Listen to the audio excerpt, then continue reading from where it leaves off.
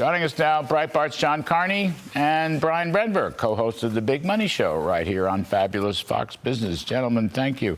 John Carney, you're in the Trump effect camp, I understand it. I am. I think one of the reasons that all the analysts got it wrong, they were off by 100,000 jobs, is that they don't appreciate how much confidence Trump's election is giving businesses all across America. There was a hiring spree that happened in December, and that is all because they saw that they're getting exactly what you just pointed out, a relief from Joe Biden's regulatory socialism.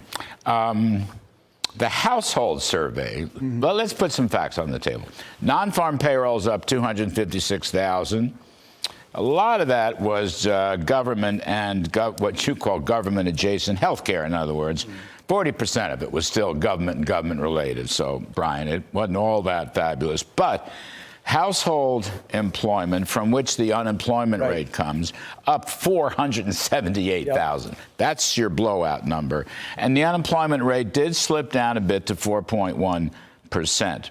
So, you in the Trump effect camp, or is that too nebulous? I think the household survey looked pretty good here. And look, there were still a lot of government jobs. That's a big problem. But these are the kinds of jobs reports you should expect to see under the Trump administration. All the surveys from CEOs, all the surveys from hiring managers are showing that they're expecting a hiring boom in 2025. It wouldn't surprise me that you'd see that happen in December with retail jobs and leisure and hospitality jobs, because those are always the leading edge of a big jobs boom. So I am in the camp that this might be just a little sliver of what's to come. The problem is the Fed doesn't know what to do with it. The bond market knows what to do with it. They were expecting this. The Fed doesn't know what to do with it now, and they're scrambling. Do we have one rate cut left this year? None. I don't know. I think that's why the Dow took such a digger. Where did the Dow wound up off 700 points, I think, some such thing. John Carney, the bond market is saying to Jay Powell, in the name of God, go. They are no confidence in him, right? They've given him an F for for the term. He failed. Look, the bond market has been saying that Jay Powell failed. Today, the stock market said, "Oh yeah, you're right. He definitely failed." People are basically writing off any more cuts. There's no more cuts coming from the Fed. The Fed still thinks there are more cuts coming. If you listen to some of the Fed speakers, they say, "Oh, we think there's still room to cut. There's no more room to cut." The discussion is very quickly going to change to, does the Fed have to hike?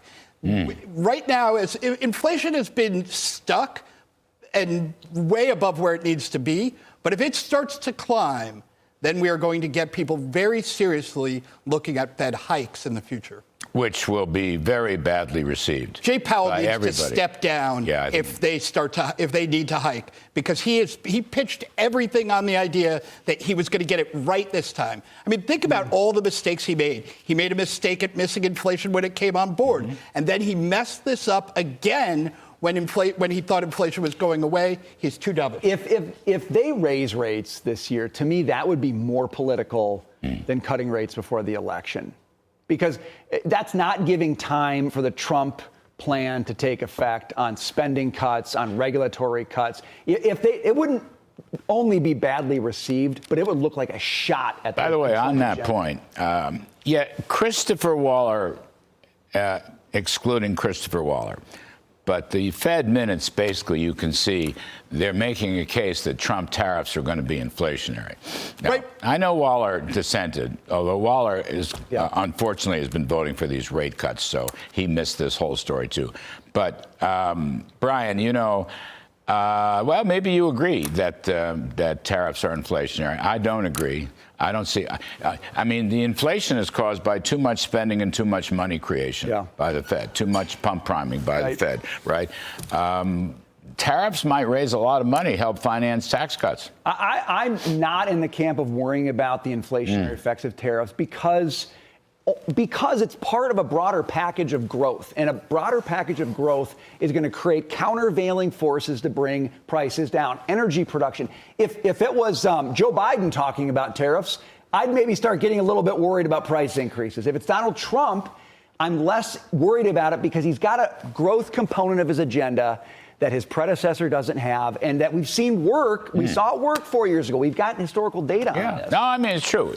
And you have to look at the totality of Trump's program. Yes. The totality of Biden's program was more spending and money printing, and that was inflationary. The totality of Trump's program is more goods produced, more energy produced, and less spending. The other thing that this has done is it really strengthened Trump, what you talked about earlier in the program, which is doing it in one bill, getting the tax cuts in there and solidifying them really matters because it strengthens Trump's hand in the trade negotiations because he now can say, the economy can afford a tax hike in the form of tariffs because I am cutting taxes everywhere else. And so he can now look at all our trading partners and say, guys, you must come to the table and negotiate because the U.S. economy is going to be firing on all cylinders. Get on board with us or we're going to lock you out of the market. That strengthens Trump's hand. It makes the tariffs actually, interestingly, less likely to happen because Trump now has a stronger hand in negotiating. Yeah, although I'm expecting a 10%. There will be some tariffs, yes. I don't mind it. Could use the extra 500. I think it's great to. I think we will have to have some tariffs, especially on China. The Euros have a 20% VAT. Yes. I mean, that's essentially a tariff. If Trump went to 10% and put it back in the form of tax cuts, I think that's very good policy. You've been talking about the VAT lately, and I think it's really important. A lot of people don't understand that that is essentially a tariff and that we need to respond to that. I don't want a VAT in the United States because I'm afraid that Democrats would use it as a covert tax hike. But I do think we need to respond to what they're doing and push back with our own. I don't really want to follow Europe that badly on economic policy. Neither do I. I agree. Brian, Zuckerbucks. First of all, giving money to the inauguration. Meta announces an end to DEI programs. They announce an end to censorship. Sounds like Jeff Bezos at Amazon is doing the same.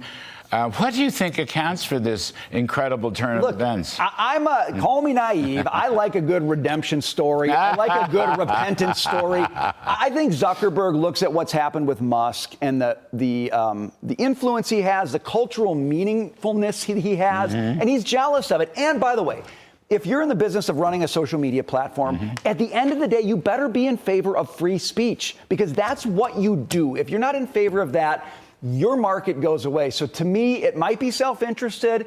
It might just be a show. But I think a guy like him is growing up on the job. And over the past 4 years, he realized that's not a fun environment to be in. Biden's censorship environment. It's a very benign view. Very benign view. I'm willing to be wrong on that. But on a Friday, I'm going to be positive. Silicon Valley has certainly changed its stripes. And in particular, as you note, many leaders of Silicon Valley have come into the Trump camp. So they've, in a sense, paved the way for many others. I mean, next things you know, Hollywood's going to come into the Trump camp. But speaking of that, look, the wildfire is a terrible, terrible story. It's an apocalyptic story. It's a nightmare story. John, now the estimates of the cost of this have gone up to $150 billion. I dare say with the passing of each day, the cost estimates are going to go higher and higher. Now, President Biden, put out today on his ex-Twitter account that the federal government will cover all the costs of protecting businesses and properties for the next 6 months. Now, that has to be passed by the Congress. But what's this going to cost? Is there an economic impact? And what's Biden think he's doing here? So Biden should not do this. This is a big moral hazard problem. Who needs insurance if the government will step in and cover it? So that should be rejected out of hand. There is going to be a big economic impact. Just the materials and the labor to rebuild this actually will have a price effect, actually will have an inflationary effect for the whole country. Because think about all the stuff that we could use to build more houses in the United States. Instead, we're going to be rebuilding the houses we already had. That is going to be a big economic challenge for the U.S. It's a one-time effect, though. It is. It will be a one-time effect. Centered in California or the West. It'll last a while. I think they're going to have a challenge trying to figure out how they pay for the Olympics in a few years, in addition to the rebuilding that they're having now. They are going to need aid. But one of the things this should be is a motivation for Californians to change the way they do things. There's the thing. That's an important point. Think about this for a minute. We all know, we put it on this show and other shows, the enormous mistakes of, water reservoirs, fire hydrants, protecting smelt fish instead of people who actually live out there. And capping insurance premiums for home insurance. And then capping the insurance premiums. So there's an insurance disaster that has been brewing for quite some time. You could make a deal. Now, let's say Trump comes in, the ultimate deal maker. He could say, okay, the federal government, FEMA, whatever, we will step in and provide you with enormous financial assistance I'm going to put the number aside for a minute, but enormous. Yeah. So long as you change your mistaken ways, particularly on the insurance point, yes. Okay? But you also have to change your forest management policies, your reservoir management policies, your water and power. You have to invest in infrastructure. Right. You have to stop all this climate nonsense because look what it's doing to electricity and so forth. In other words, there is a deal to be made in a very humane way, it seems to me. The question is, would Gavin Newsom do that? I can't answer that question, but I can say that it would be the most responsible thing to do to help California help itself. Because right now it's working against everything its people need to recover. Insurance is one of the first aspects of that, but very simple things, controlled burns. If you're going to do a water project, actually doing it. Yes. But the point is, if you give them the money and you don't ask for that, if you don't ask for anything in terms of reforms, this problem will absolutely become worse in the future. And it's not a political question. It's a question of people on the ground in that state who don't have the means to move out of it, because they probably would. They'll be stuck bearing the cost of the next disaster. It would be the most humanitarian thing for Trump to come out with this kind of approach. And he would, look, we can give you federal purse strings, but you must incentivize us by changing your policies on all the matters that you just raised: forests, management of the water, management of the infrastructure, management of the reservoir. I mean, electricity is a problem out there. Yep. The grid is a problem out there. They really don't have pipes are a problem out there. They have no choice but to change, because under current Californian environmental regulations, rebuilding even just the things that have burnt down is impossible. Yep. Building stuff in California now is impossible. If they want to get it back, they're going to have to change. John Carney at Breitbart and Brian Brenberg. Be sure to catch Brian, along with his co-hosts Taylor Riggs and Jackie DeAngelis, on The Big Money Show, weekdays, 1 p.m. Eastern, here on Fabulous Fox Business.